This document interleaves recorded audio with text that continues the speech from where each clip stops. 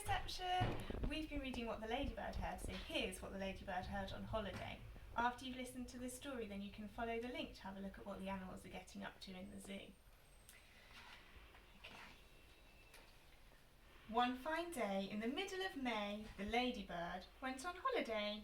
She flew to the town to see the sights, the streets and the shops and the bright, bright lights. She saw the parks and the palace too, then off she flew to visit the zoo.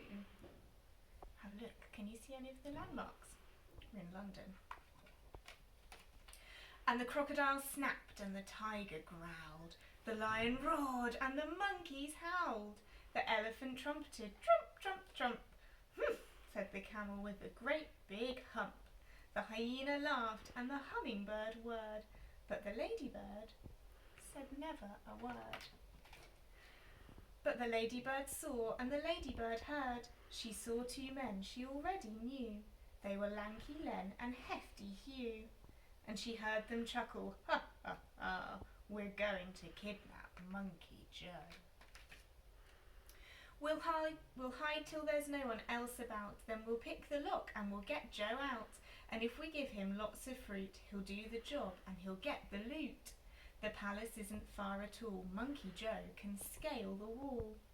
He'll find out where the queen's asleep, then tiptoe into her room he'll creep.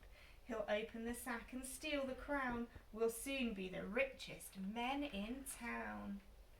The little spotty ladybird told the animals what she'd heard, and the crocodile snapped and the tiger growled, the lion roared and the monkeys howled, the elephant trumpeted, hump, hump, hump.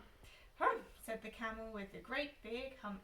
The hyena cried and the hummingbird whirred, and all the animals, feathered and furred, said, no, no, no, no, no, no! We can't let them kidnap Monkey Joe.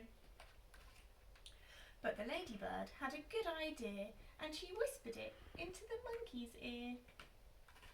Then straight away the ladybird flew to the palace and had a word with the queen's two corgis, Willow and Holly, and one said, gosh, and the other said, golly. And both the dogs agreed to do just what the ladybird told them to. At dead of night the two bad men, Hefty Hugh and Lanky Len, checked there was no one else about. Then they picked up the lock and got Joe out.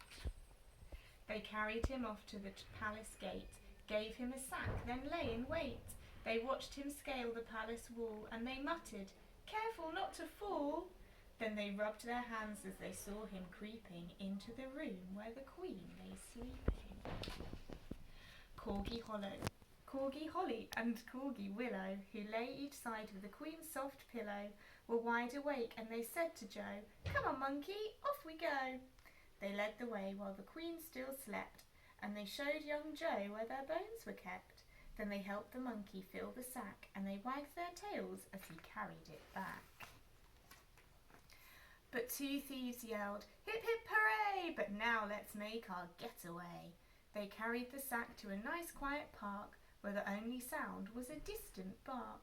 They found a bench and both sat down, and Hugh said, time to see that crown. I just can't wait, said Lanky Len. They opened up the sack, but then... You should have heard the moans and groans to find the sack was full of bones. Just then a dog came bounding up, and Hugh said, shoo, you greedy pup. Another dog was close behind, and then came dogs of every kind.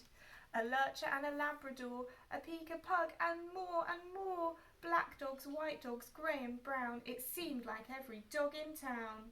They seized the bones and gnashed and gnawed, tugged and tussled, pawed and clawed, then turned upon the robbers yelping, how about a second helping? The thieves took off with leaps and bounds, pursued by all the hungry hounds, while the monkey ran and the ladybird flew, with never a stop till they reached the zoo. Then the crocodile grinned and the tiger pranced, the lion leapt and the monkeys danced, the elephant trumpeted, trump, trump, trump, hooray, said the camel with a great big hump, the hyena laughed and the hummingbird whirred, but the ladybird said never a word.